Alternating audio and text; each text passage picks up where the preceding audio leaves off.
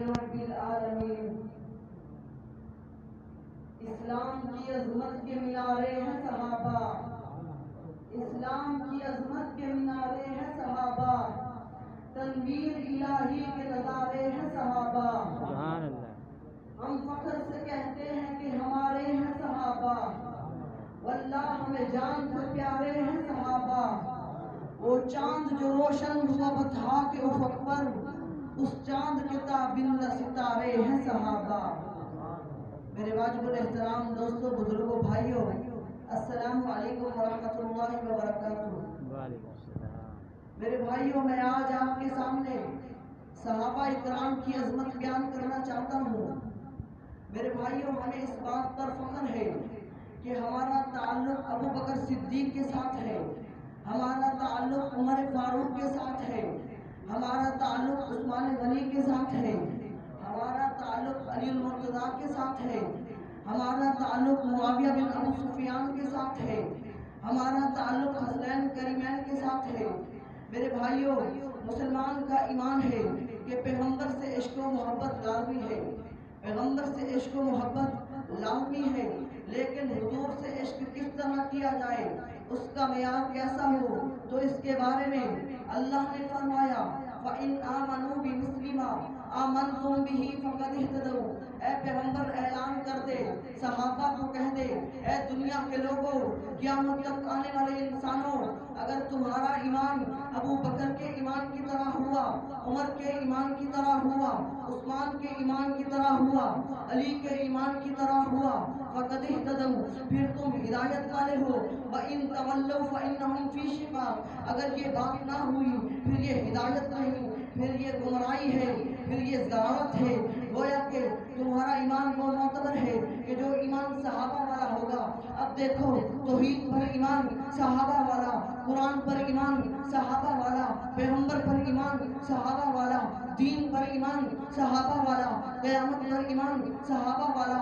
اگر صحابہ اکرام کے ایمان سے ہٹ کر ایمان قبول کرو گے تو تمہارا ایمان معتبر نہیں ہوگا، کیونکہ صحابہ معیار ہیں، صحابہ کسوٹی ہیں، صحابہ نمونہ ہیں، صحابہ اسوہ حسنہ ہیں، صحابہ شہراء ہیں، صحابہ صراط مستقیم ہیں۔ اگر اس صراط مستقیم پر چلو گے تو تمہارا ایمان معتبر ہوگا، کیونکہ صحابہ نے کہا نمازیں 5 ہیں، صحابہ نے کہا روزے 30 ہیں، صحابہ نے کہا سال میں حج 1 ہے، صحابہ نے کہا زکوٰۃ 2.5% فرض ہے۔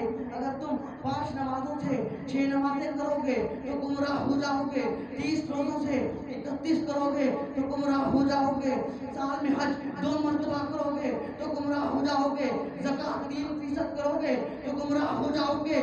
جو قانون دین کا، اسلام کا، شریعت کا صحابہ بتا گئے ہیں، اگر ایک صحابی ہوتا تو تم کہتے شاید وہ بھول گیا ہو، 2 صحابی ہوتے تو تم کہتے شاید وہ بھول گئے ہو۔ اللہ نے 1,44,000 صحابہ دنیا میں بھیج کر پیغمبر کی ایک ادا کو، پیغمبر کی ایک صفت کو اپنے سینے میں محفوظ کر کے بتا دیا، پھر اس پر کتابیں چھپی ہیں، بخاری شریف ہے، مسلم شریف ہے، ترمذی شریف ہے، جس میں صحابہ اکرام کے اقوالات ہیں، اور ایمان وہ معتبر ہے کہ جو نبی کے صحابہ نے بتایا۔ کیوں؟ قرآن آسمانوں سے اترا، صحابہ نے دیکھا، پیغمبر کو نبوت ملی، صحابہ نے دیکھا، نبی مکے میں آئے، صحابہ نے دیکھا، نبی مدینے میں آئے، صحابہ نے دیکھا، پیغمبر فرعون کی چوٹی پر چڑھے، صحابہ نے دیکھا۔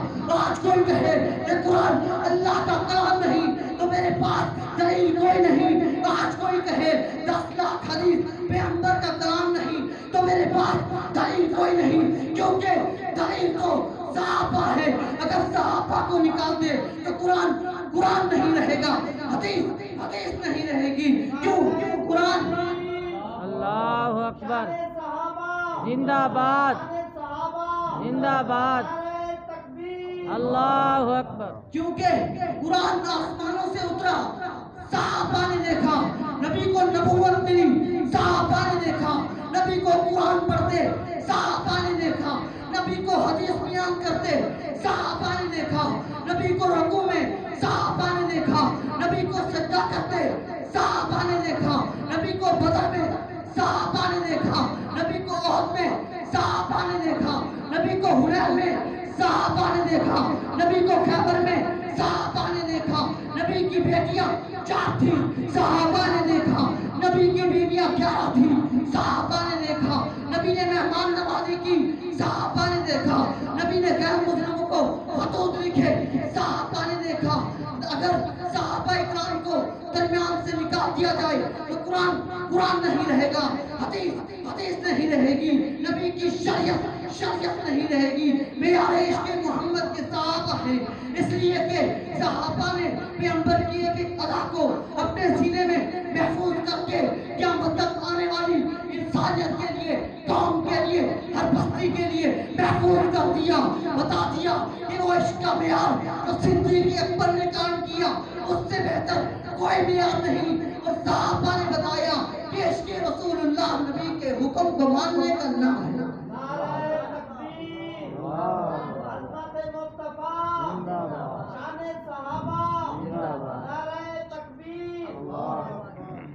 میرے بھائیوں، صحابہ اکرام کو جو عظمت حاصل ہے، صحابہ اکرام کا مقام بہت اونچا ہے، اس میں کوئی شک نہیں۔ جنگ بدر میں صحابہ گئے تھے، اس میں کوئی شک نہیں۔ جنگ احد میں صحابہ گئے تھے، اس میں کوئی شک نہیں۔ جنگ احد میں صحابہ گئے تھے۔ صحابہ اکرام کو عظمت اس وجہ سے نہیں ملی کہ وہ حضور کے ساتھ 67 جنگوں میں گئے، صحابہ اکرام کو عظمت اس وجہ سے بھی نہیں ملی کہ وہ حضور کے ساتھ مکے میں رہے یا مدینے میں رہے، نہیں، صحابہ اکرام کو عظمت اس وجہ سے ملی ہے کہ صحابہ کی نسبت رسول اللہ کے ساتھ ہو گئی ہے۔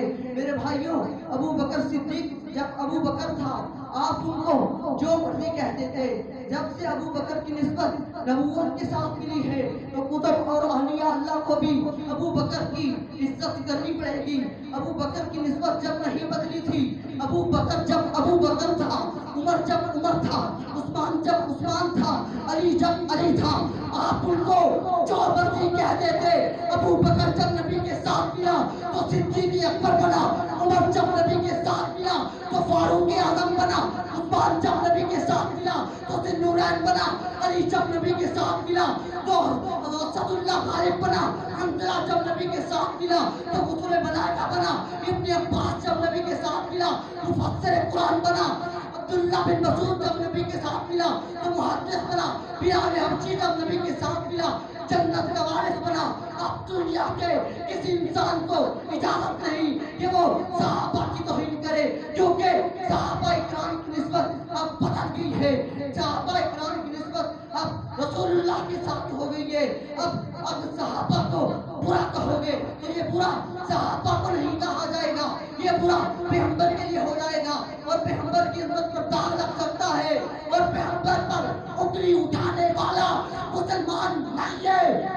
نعرہ تکبیر، اللہ اکبر، شان مصطفیٰ، زندہ باد، عظمت صحابہ، زندہ باد، نعرہ تکبیر۔ اللہ اکبر۔ میرے بھائیوں، وہ صحابہ جن کے بارے میں پیغمبر رو کر کہے کہ صحابہ میری متا ہیں، صحابہ میری بونی ہیں، صحابہ میری کمائی ہیں، صحابہ میری دولت ہے، تیرے دروازے پہ لے آیا ہوں، یہ وہ دولت ہے جس کے بارے میں حفیظ نے کہا تھا یہ پہلا جیش ہے دنیا میں افواج الہی کا، جسے اعلان کرنا تھا خدا کی بادشاہی کا۔ یہ لشکر ساری دنیا سے انوکھا تھا، نرالا تھا، کہ اس لشکر کا افسر ایک کالی کملی والا تھا۔